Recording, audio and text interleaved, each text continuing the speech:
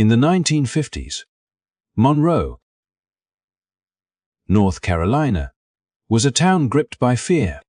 Night after night, residents awoke to the terrifying sight of fires blazing in the darkness, symbols of hate and intimidation. Shadows of men in robes moved silently through the streets, their presence a constant reminder that danger was never far away. Gunshots shattered the stillness, leaving families trembling behind locked doors, praying that another night would pass without tragedy. The police, who should have been protectors, often turned a blind eye, leaving the community to fend for itself. Amid this climate of terror, ordinary lives were lived under extraordinary pressure. Children were taught to be cautious, adults walked the streets cautiously, and hope seemed fragile. Yet, even in the darkest corners of fear, courage sometimes flickers like a hidden flame. This is where our story begins, a story not just of struggle, but of the extraordinary determination of one man who refused to live in fear. Robert F. Williams, a Marine veteran, returned home with a vision that would challenge the status quo and redefine what it meant to stand up for one's community. His journey was not just about facing danger, it was about inspiring hope, empowering his neighbors, and demanding dignity in a world that tried to deny it. From quiet streets threatened by violence to a community learning to defend itself.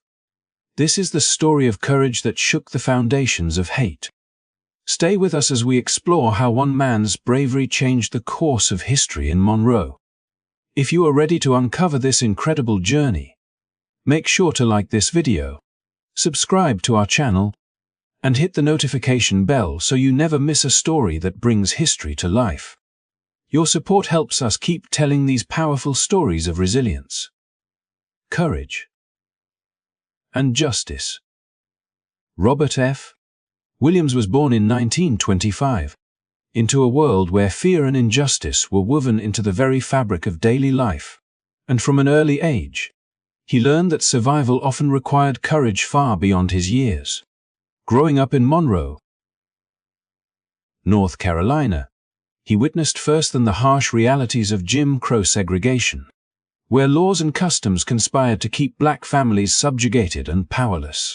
It was not just the distant rumble of prejudice he felt, but the immediate and intimate violence of a society determined to enforce its rigid hierarchy. And these experiences carved deep impressions into the young boy's mind. From the streets where he walked to the homes of neighbors he knew and trusted, every step carried a silent warning. Be careful. Stay alert. And always respect the limits others sought to impose on your life. Williams' family played a central role in shaping the man he would become. His grandparents, having been born into slavery, carried with them the knowledge of survival and resistance that had been honed through generations of oppression, and they did not shy away from passing these lessons to him. In their stories, he heard the echoes of a past filled with hardship, but also with resilience.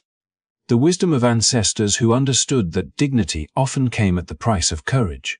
They entrusted him with his first rifle as a child, a symbol of both responsibility and protection.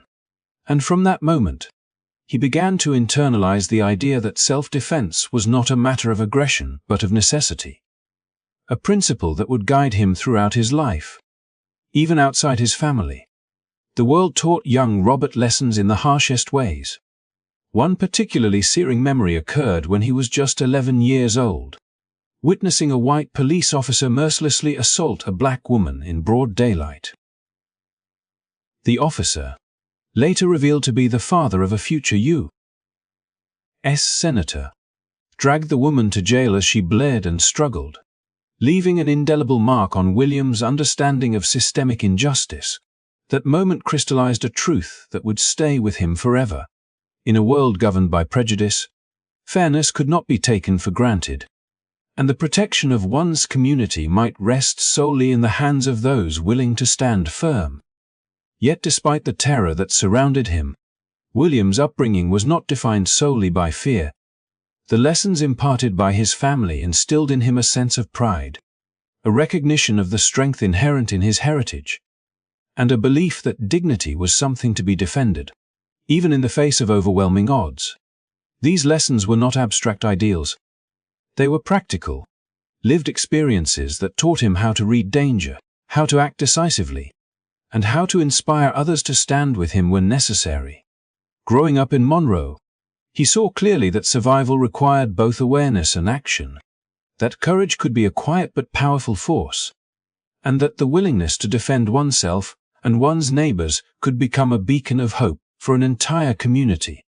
By the time he reached adolescence, Robert F.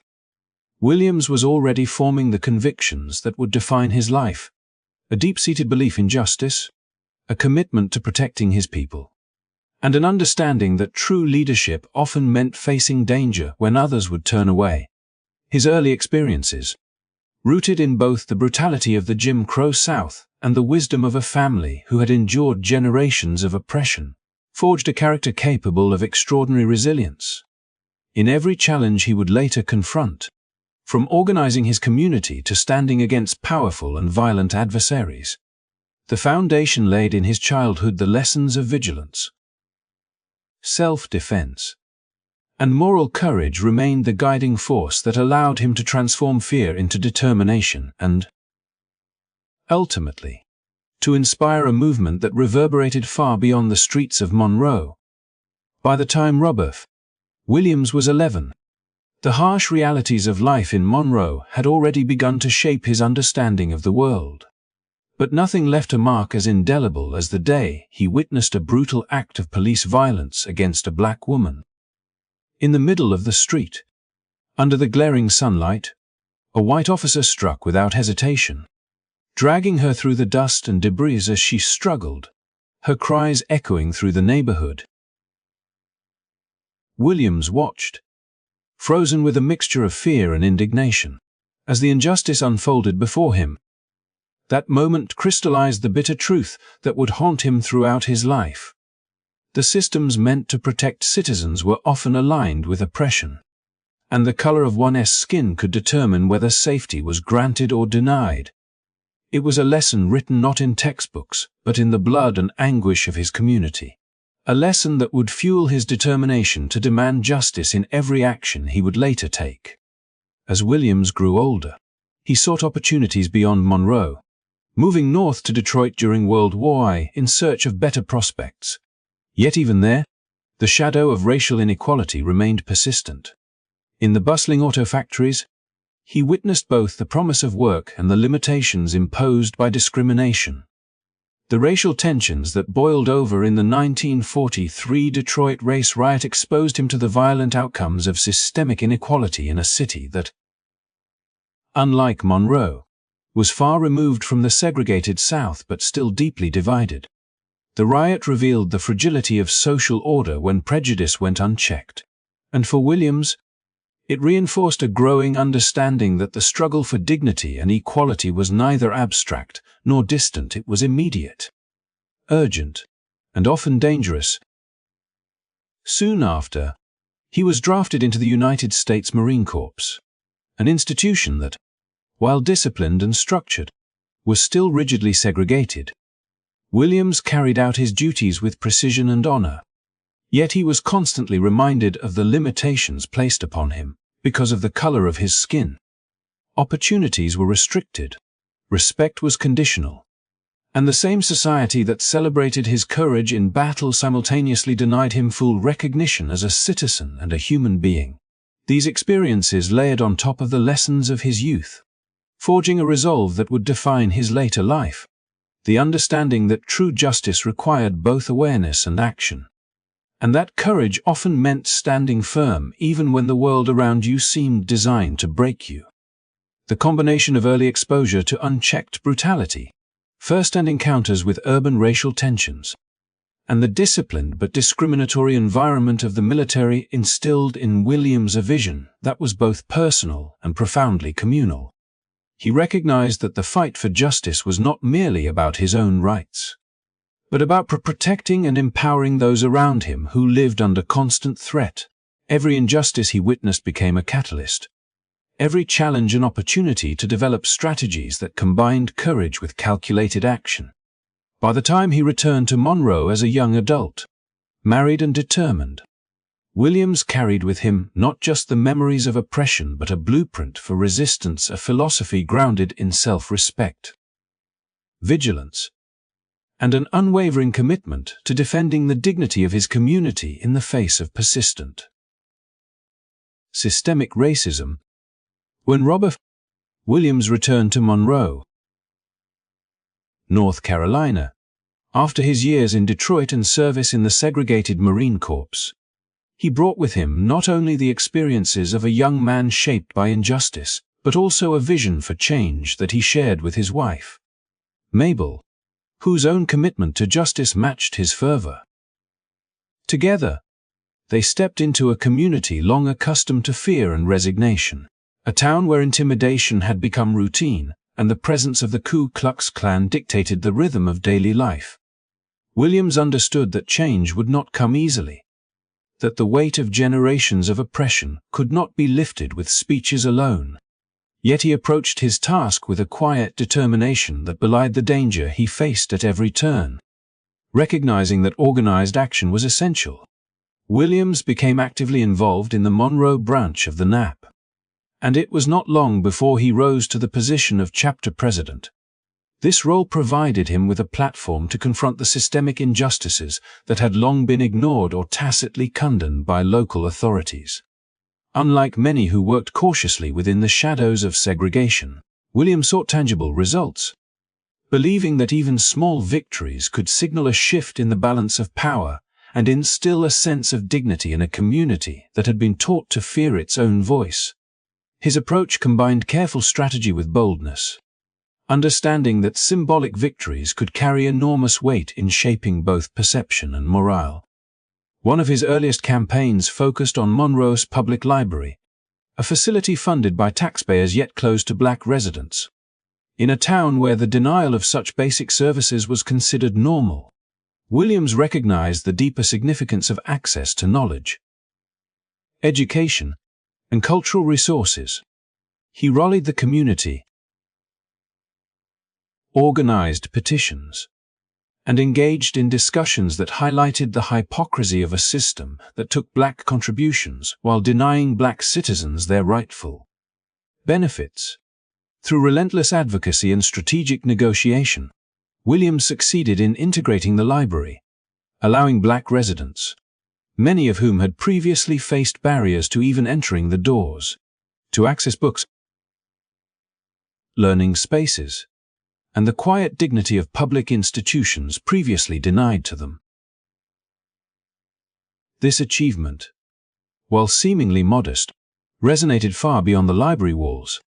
It demonstrated that the careful, persistent application of pressure could produce real change, and that the community could rely on leadership willing to navigate the dangers of confronting entrenched power. Williams' efforts inspired others to recognize that advocacy was not merely a moral choice, but a practical one, a path to reclaiming spaces that had been denied for generations. His leadership exemplified a unique combination of courage and pragmatism, illustrating that progress in a town dominated by fear required both principled resolve and tactical ingenuity. Through these early victories, Williams and Mabel cultivated a sense of possibility in Monroe's black community, showing that the tide of intimidation could be challenged with planning, unity, and determination. His role as president of the NAP chapter was not merely symbolic. It was a conduit through which ordinary citizens could see that their rights were worth defending, that organized advocacy could yield results, and that even in the shadow of violent opposition, change was attainable. These formative campaigns laid the groundwork for his later, more audacious initiatives, embedding a philosophy that combined assertive self-respect with a strategic vision for civil rights, and setting the stage for a legacy that would challenge fear itself and redefine the meaning of courage in a town long held captive by terror. By the mid-1950s, Robert F. Williams had experienced the limits of peaceful protest in a town where the law itself seemed aligned with oppression. Monroe's black residents had endured a relentless campaign of intimidation, and even the most orderly and lawful demonstrations for basic rights were met with jeers, threats, and the crack of gunfire.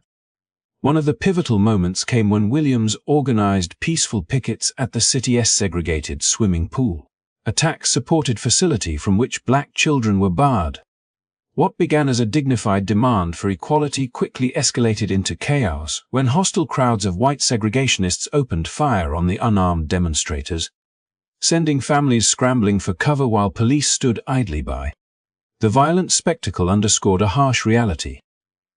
In Monroe, and in much of the South, nonviolent appeals to justice could be met with deadly force, and the systems ostensibly designed to protect citizens offered no shield for those who had the courage to demand their rights.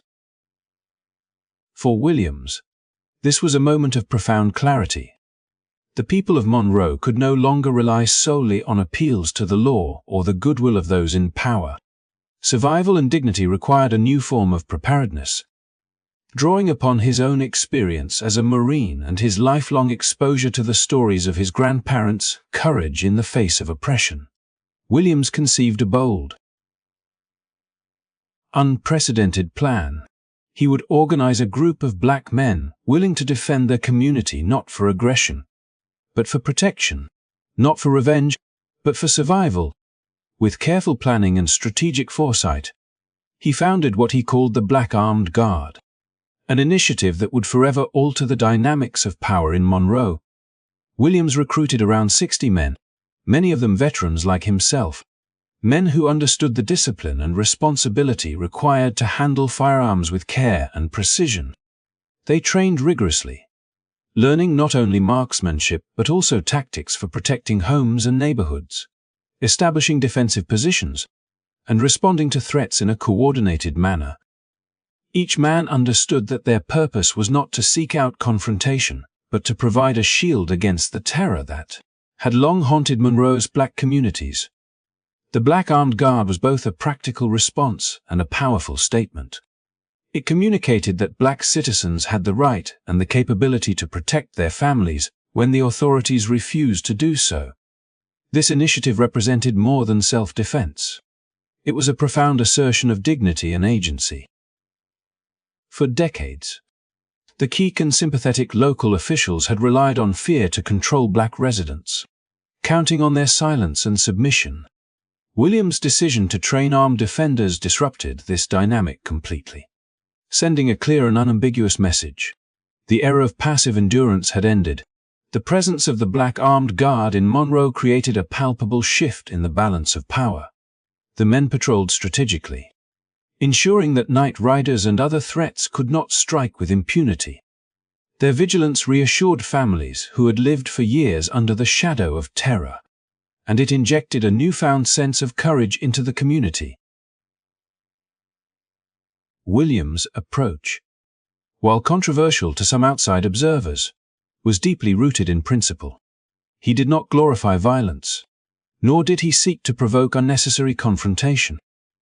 Instead, he recognized that the realities of Monroe required proactive defense measures, that empowerment often demanded readiness, and that courage could take the form of disciplined preparedness as much as bold public advocacy.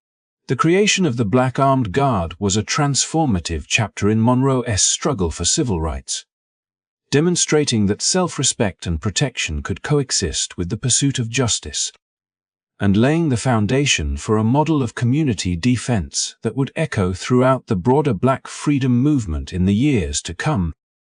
The summer of 1957 in Monroe brought a confrontation that would forever alter the town's racial landscape and solidify Robert F.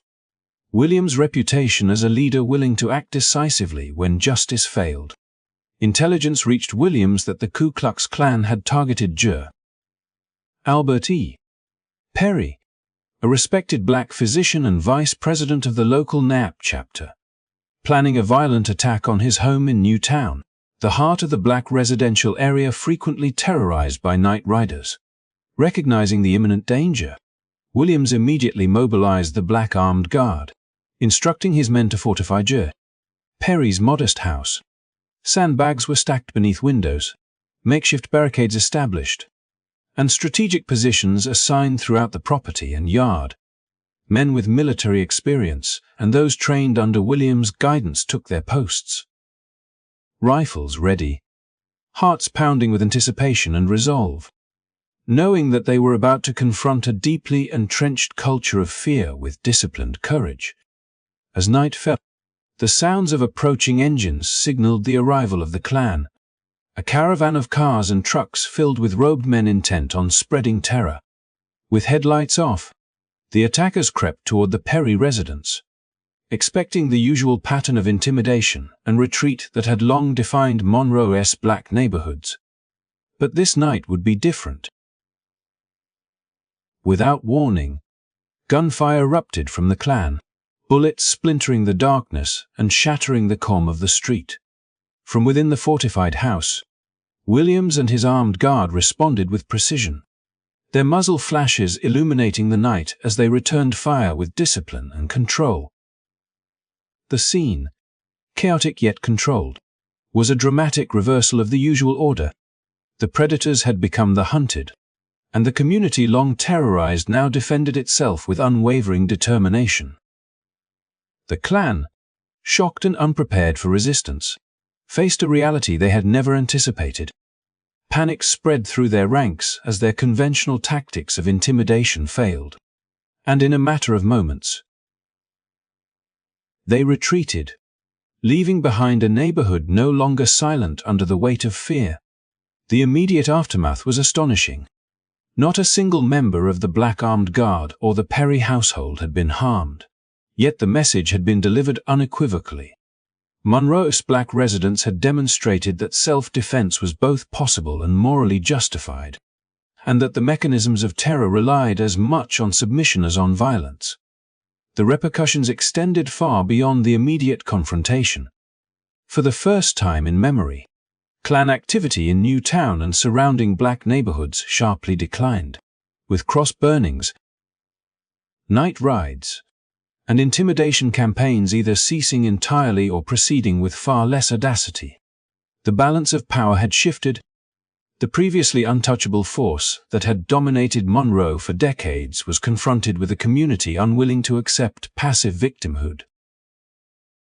Local authorities, once complicit or indifferent, were forced to reconsider their stance, convening emergency meetings and instituting ordinances that curtailed public clan demonstrations. In these moments, the significance of Williams' leadership became evident. He had transformed fear into agency, chaos into disciplined resistance, and intimidation into empowerment. This episode was not merely a tactical victory but a profound psychological shift. It validated the principles Williams had long championed, that black citizens had both the right and the capability to defend themselves when legal systems failed, and that courage combined with preparation could confront entrenched oppression effectively. The Perry House standoff became a symbol of possibility, a demonstration that self-respect, strategic action, and unity could disrupt even the most entrenched structures of terror. Through this defining act, Williams not only protected his community, but also reshaped the narrative of resistance in the American South, proving that determination coupled with disciplined preparedness could force even the most notorious agents of fear to reconsider their power. The events at Perry's home sent ripples far beyond the immediate neighborhood, shaking the foundations of Monroe's racial and political order in ways that few could have anticipated. For decades, the city's white establishment, from elected officials to law enforcement, had relied on the clan's unchecked terror to maintain control over black residents, using intimidation and violence as instruments of social dominance. Cross burnings, night rides, and open threats were not merely acts of hate. They were mechanisms that reinforced a hierarchy designed to suppress any notion of black empowerment. Williams' decisive action, however, exposed a critical vulnerability in that system. Fear itself was only effective when it went unchallenged. By demonstrating that black citizens could, and would, defend themselves effectively, Williams had altered the psychological calculus of power in Monroe. The response from city officials was swift and unmistakable, witnessing the Klan retreat in the face of armed resistance. The municipal leadership suddenly recognized that the old formulas of control no longer guaranteed safety or compliance for themselves. Emergency meetings were convened, and ordinances were drafted that required special permits for Klan rallies and motorcades, effectively restricting the once dominant organization's public presence. The decision was as much about self-preservation as it was about law and order. City leaders understood that a repeat of the Perry House confrontation could threaten not only lives, but also the stability of the town itself. In this context, Williams' strategy of disciplined, principled self-defense revealed a profound truth. The balance of power is often contingent not solely on numbers or institutional authority, but on the willingness of ordinary people to assert their rights and defend their communities when the structures of justice fail them. For the residents of Monroe's black neighborhoods, the implications were transformative. Families who had long lived in the shadows of fear now began to walk the streets with a renewed sense of security, knowing that their community had the courage, training, and organization to repel threats. The symbolic weight of this empowerment was immense. It demonstrated that structured, defensive action could serve as a tangible means of protection, while simultaneously challenging the perceived invincibility of white supremacist forces. Young men and veterans who had once felt powerless found themselves part of a movement that not only safeguarded homes, but also commanded respect across the town.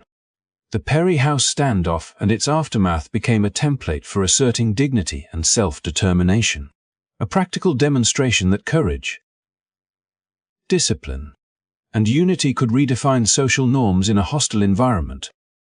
Williams' actions also carried broader lessons for the civil rights movement. While mainstream advocacy largely emphasized nonviolent protest as both a moral principle and a strategic approach, the Monroe experience revealed that there were contexts where nonviolence alone could not guarantee safety or justice. Williams' insistence on armed preparedness was not a rejection of peaceful advocacy, but rather a recognition of the limitations imposed by an entrenched system resistant to change. By forcing city officials to act, Williams illustrated that self-defense could complement broader campaigns for civil rights, ensuring that the pursuit of justice did not come at the expense of personal security. Ultimately, the ordinance restricting Klan activities marked a decisive shift in Monroe's power dynamics. It was a tangible acknowledgement that black citizens, when organized and resolute, could compel institutions and oppressive groups to adapt. Williams' leadership demonstrated that courage, preparation, and moral clarity could alter not only immediate circumstances but also the larger societal narrative, reshaping expectations and asserting agency in a landscape historically dominated by fear and violence. The events following the Perry House standoff stand as a testament to the transformative potential of collective self-determination and the enduring impact of principled action in the struggle for justice and equality. In the midst of Monroe's tense racial climate, another episode would thrust Robert F. Williams into the spotlight and further define his emerging role as a fearless advocate for justice. In 1958, an incident occurred that epitomized the grotesque inequities of the Jim Crow legal system and threatened to crush the spirits of black families already living under constant scrutiny and fear. Two young black boys, no older than 7 and 9, found themselves at the center of a storm not of their making when a seemingly innocent interaction, a playful peck on the cheek from a white girl, was twisted into a legal nightmare. The reaction from local authorities was immediate and draconian, reflecting a society determined to maintain racial hierarchies through intimidation, punishment, and the public shaming of its black residents. The boys were arrested, brutalized while in custody, and sentenced to years in a reformatory. An injustice so severe that it sparked outrage among those who recognized both its cruelty and its symbolic weight as a warning to the broader black community. Williams, already deeply engaged in defending his community from threats, saw this as a call to action. He mobilized quickly, forming the Committee to Combat Racial Injustice, a coalition designed to amplify the boys' plight and challenge the entrenched power structures that allowed such injustices to occur. With his characteristic determination, he leveraged every available platform to shed light on the boys' situation, understanding that silence or inaction would be tantamount to complicity. Through a combination of local organizing, correspondence with influential civil rights allies, and relentless outreach to northern liberal circles, Williams ensured that the story transcended Monroe's borders. He also skillfully utilized emerging media networks, engaging with journalists and reaching audiences that had previously been unaware or unwilling to confront the depths of racial injustice in the South. The campaign quickly escalated from a local grievance to a matter of state and even international concern. Williams' efforts pressured North Carolina's Governor Luther A. Hodges into action. Faced with mounting public scrutiny, both domestically and abroad, Hodges ultimately granted clemency to the two boys, freeing them from the unjust sentences imposed upon them. This victory was more than a personal or localized triumph. It represented a tangible demonstration that organized, persistent advocacy could overcome systemic oppression, even in the heart of the segregated South. The international attention generated by the kissing case not only highlighted the extreme injustices of Jim Crow, but also elevated Williams' profile as a civil rights leader willing to confront entrenched power structures head-on. While some mainstream leaders viewed his methods with caution, fearing the attention might disrupt carefully calibrated nonviolent strategies, the global spotlight underscored the moral bankruptcy of a system that criminalized children for an innocent act. Williams' relentless pursuit of justice sent a powerful message to Black communities across the South and beyond. Advocacy, when combined with courage and strategic communication, could produce results even against deeply entrenched racial hierarchies. This episode cemented Williams' reputation as a tenacious protector of the vulnerable, someone unafraid to challenge authority and expose injustice to the world. The impact of the kissing case reverberated far beyond Monroe, inspiring a generation of activists to recognize that legal victories, public awareness, and organized resistance were complementary tools in the struggle for equality. Through his actions, Williams demonstrated that the fight for civil rights required both moral clarity and a willingness to confront uncomfortable truths, a lesson that would resonate throughout his life and continue to influence movements advocating for justice long after the headlines faded. As Robert Williams continued to assert the right of Black Americans to defend themselves against unprovoked violence, the tension between his philosophy and the prevailing strategies of the mainstream civil rights movement became increasingly apparent. While the NAP had long championed nonviolent resistance, promoting faith in the legal system and moral persuasion as the path to equality, Williams' lived experience painted a far harsher reality, one in which law enforcement often turned a blind eye to brutality and intimidation. His early years in Monroe, witnessing police complicity and the unchecked terror of the KKK, had instilled in him a conviction that self-defense was not merely a tactical choice, but a moral imperative. And he articulated this stance with a clarity and intensity that unsettled many leaders within the movement. Williams' words were both measured and passionate, emphasizing that his advocacy for armed self-defense was reactive, not aggressive, and aimed solely at protecting lives and property when official channels failed. Yet even this carefully framed position proved controversial to some of his peers and to national figures in the civil rights movement. The very notion of Black citizens organizing to meet violence with resistance was a dangerous precedent, one that risked provoking backlash and undermining decades of painstaking progress through legal and nonviolent channels. The friction intensified when Williams delivered a speech following a particularly egregious miscarriage of justice in Monroe, in which he declared that when courts and law enforcement failed to protect the vulnerable, Black Americans had a right and even a responsibility to defend themselves. While his intent was clear to those who knew him and the context in which he spoke, the phrasing alone triggered alarm in national media and among moderate civil rights leaders, who feared it could be interpreted as a call for vigilantism.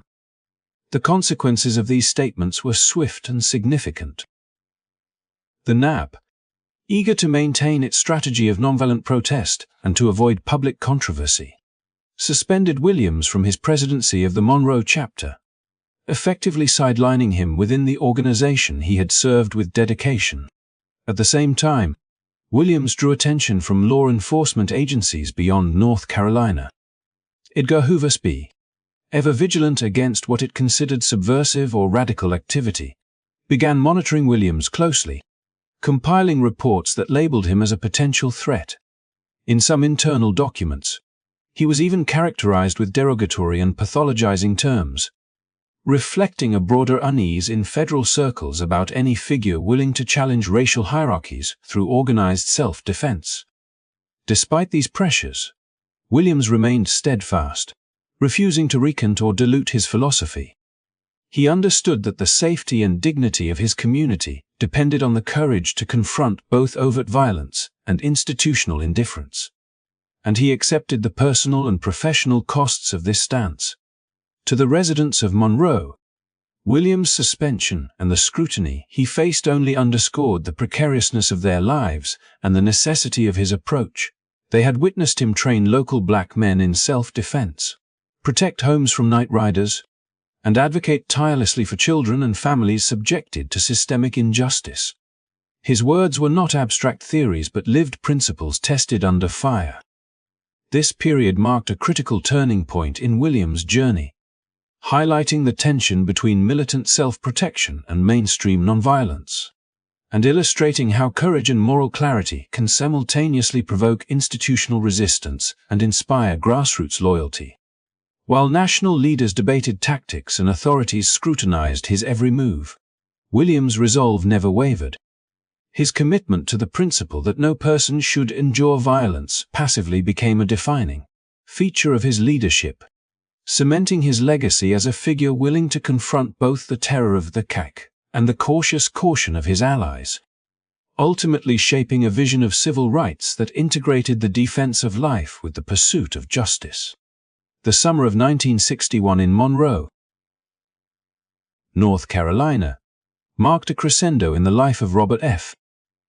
Williams, a man whose insistence on protecting his community had placed him at the center of both admiration and peril. The arrival of the Freedom Riders, determined activists challenging segregation in interstate travel, intensified an already volatile environment. And Williams, though increasingly at odds with the NAP leadership, welcomed these young demonstrators with open arms, recognizing in them the same courage he had long sought to nurture within his own community. As the days of protest stretched on, tensions escalated, with white mobs growing larger and more aggressive, and local law enforcement, tasked with maintaining order, frequently siding with the aggressors rather than the vulnerable. The streets of Monroe became a battleground, a place where the historical weight of oppression collided with the unyielding resolve of those determined to assert their rights. Amid this turmoil, a seemingly minor incident took on catastrophic significance. A white couple, driving unknowingly into the heart of a black neighborhood, found themselves surrounded by a wary crowd, their intentions misinterpreted amid the charged atmosphere. Williams, acting with the instincts of a protector honed through years of confronting KKK terror, brought the couple into his own home, providing shelter from the outside threat, demonstrating his commitment to safeguarding life irrespective of race.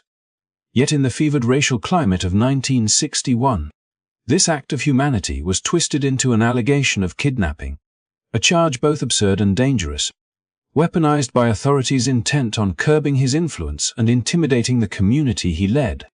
The local police, in concert with the FBI under G.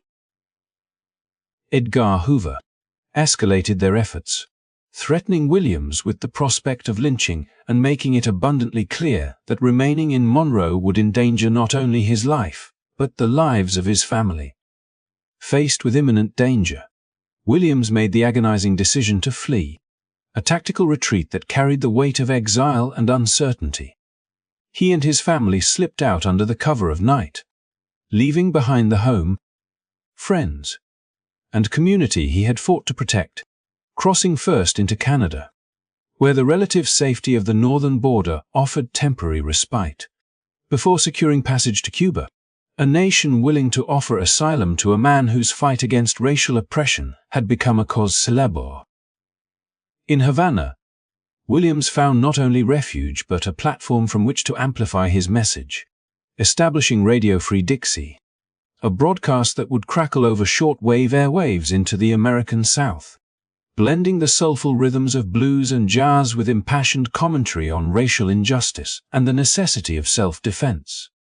Through Radio Free Dixie, Williams spoke directly to Black Americans living under the shadow of segregation, celebrating acts of resistance and encouraging his listeners to consider self-reliance as a means of survival when official institutions failed to protect them.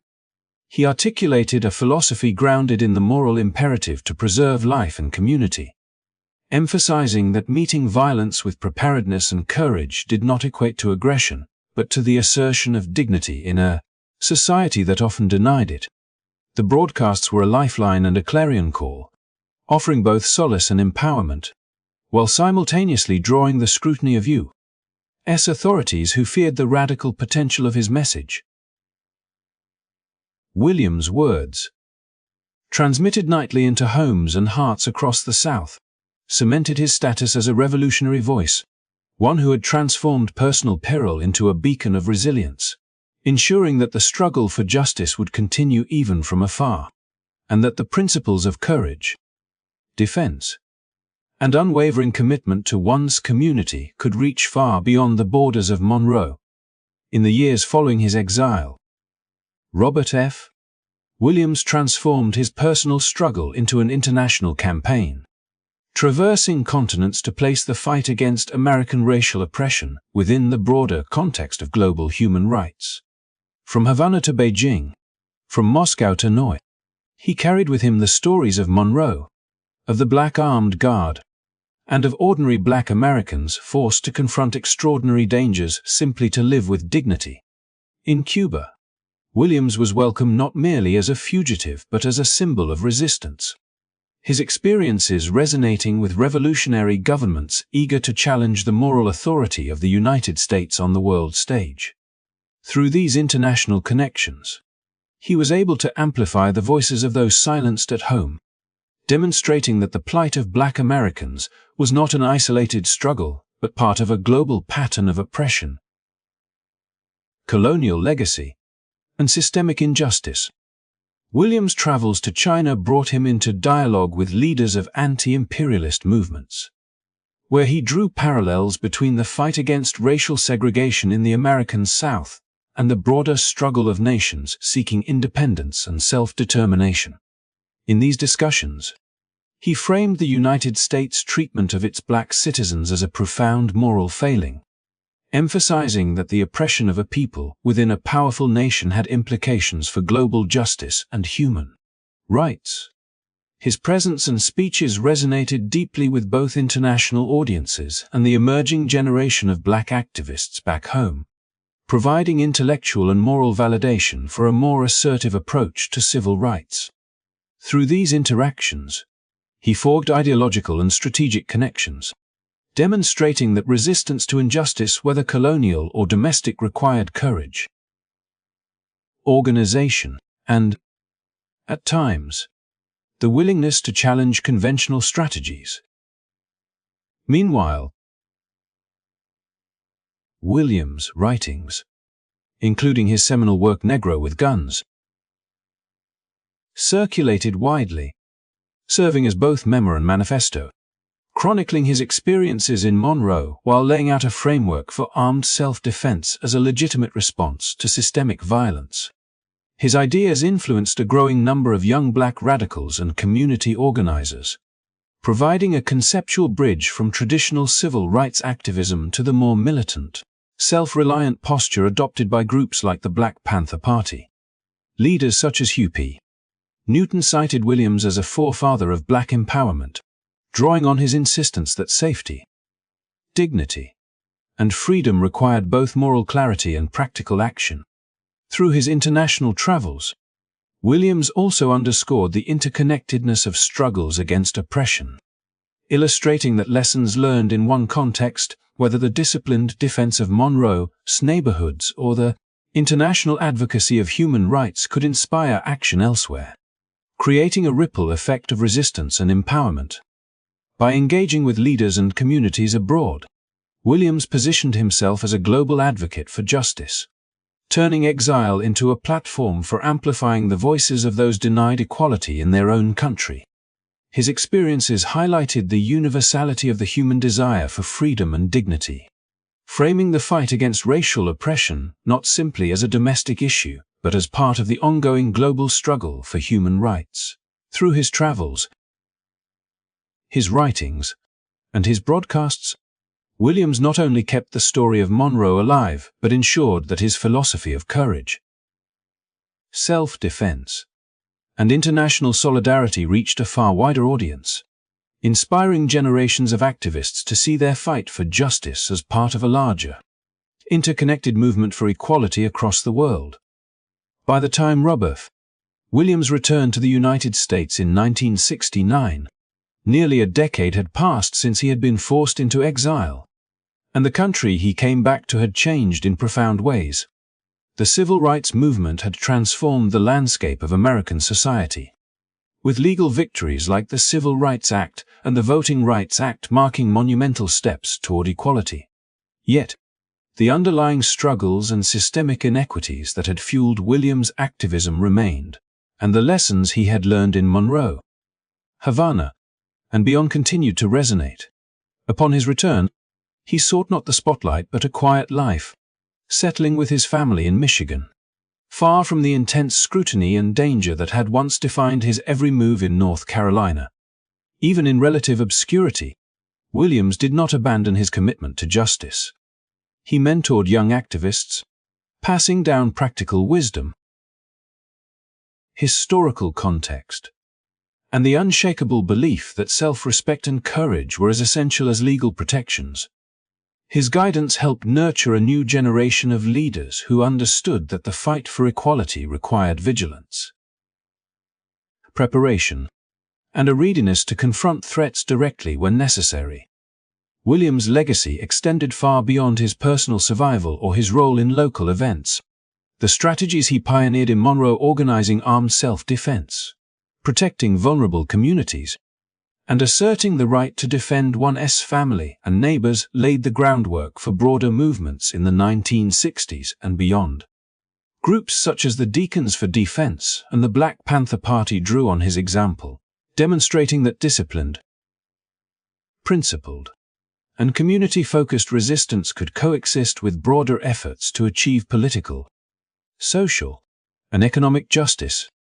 By showing that Black Americans could confront intimidation and violence with courage and organization, Williams shifted the balance of power in communities long held in fear, proving that systemic oppression could be challenged not only through laws and petitions, but also through determination, strategy, and solidarity. Even decades later, the echoes of Monroe's standoff and Williams' steadfast leadership remain a powerful reminder of the impact one individual can have when moral conviction meets action. The story of Robert F. Williams is not simply a tale of confrontation or defiance. It is a testament to the transformative power of courage, the necessity of protecting one's community, and the enduring influence of principled leadership. He showed that standing up for justice, even under the most daunting circumstances, can inspire others, protect the vulnerable, and redefine what is possible in the face of entrenched fear. If you found Robert F. Williams' story as inspiring as we do, make sure to hit that like button, subscribe to the channel, and turn on notifications so you never miss our deep dives into Black history and stories of resilience. Share this video to honor the legacy of those who dared to stand up for justice. And thank you for watching. Together, we can keep the memory and lessons of pioneers like Williams alive for future generations.